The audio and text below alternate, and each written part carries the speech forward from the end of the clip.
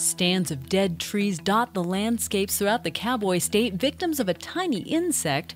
Contrary to media reports, the world is not experiencing more climate-related disasters than in the past. And for the first time in history, a Wyoming baseball team is headed to the American Legion World Series. Bringing you these stories and more from Wyoming's largest news organization, I'm Wendy Corr for Cowboy State Daily.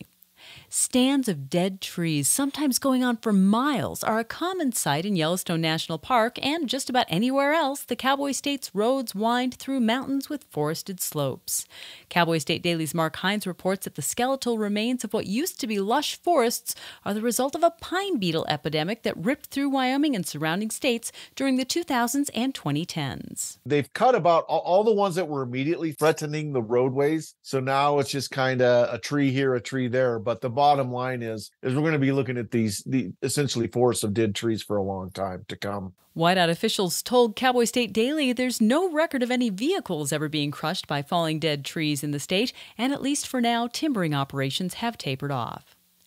Well, between 2000 and 2022, the world saw a slight decrease in the number of global climate-related natural disasters. That's according to the latest data from the International Disaster Database.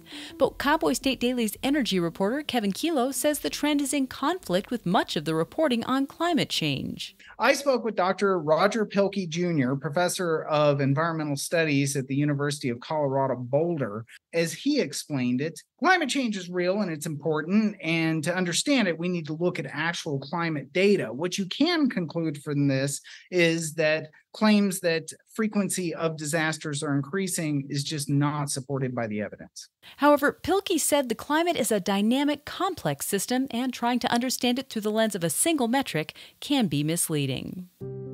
Lawyers for the Biden administration argued Thursday that government officials are not trying to coerce social media platforms, particularly on the topics of the COVID-19 pandemic and elections. But a federal judge compared some of the government's messaging to menacing mafia overtones. Cowboy State Daily's Claire McFarland has been following the lawsuit filed as Missouri versus Biden. She reports that the federal government's attorney argued that the government wasn't coercing anyone. They were just letting social media companies know their preferred narratives and policies. Judge Jennifer Walker Elrod, she made what she called an inapt comparison, referencing mafia movies, where the mob will come along and say, "Oh, wouldn't it be terrible if something happened to your sandwich shop?" In the case, individual plaintiffs and the states of Missouri and Louisiana are asking the Fifth Circuit Court of Appeals to keep an injunction in place barring the federal government from censoring people's protected speech on social media. I'll be back with more news right after this. At Hilltop Bank, we understand that buying a home is a big decision. That's why we're here to be your trusted partner on the path to home ownership. Our experienced mortgage team will guide you every step of the way, from pre-approval to closing. We offer competitive rates and a wide variety of home loan options to best suit your needs. With our local knowledge and personalized service, you'll feel confident and comfortable throughout the entire home buying process. Contact us today to start your journey toward home ownership. Hilltop Bank, member FDIC, equal housing lender.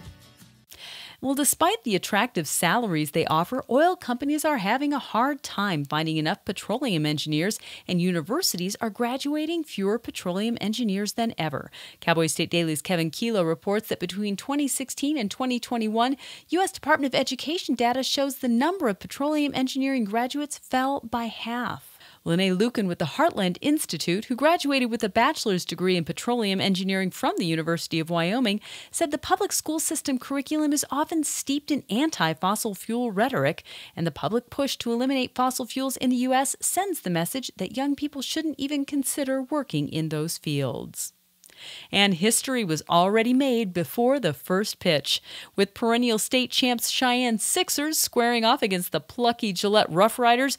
No matter who won the Northwest Regional Tournament Championship, a Wyoming baseball team would be headed to the American Legion World Series. That's never happened, according to Cowboy State Daily's Jake Nichols. With that win over Gillette last Sunday at the Northwest Regional Championship game, the Cheyenne Sixers punched their ticket to the American Legion World Series in Shelby, North Carolina. No Wyoming team has ever gone on to play for a national title.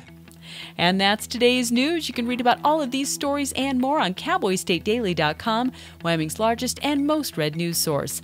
I'm Wendy Corr for Cowboy State Daily.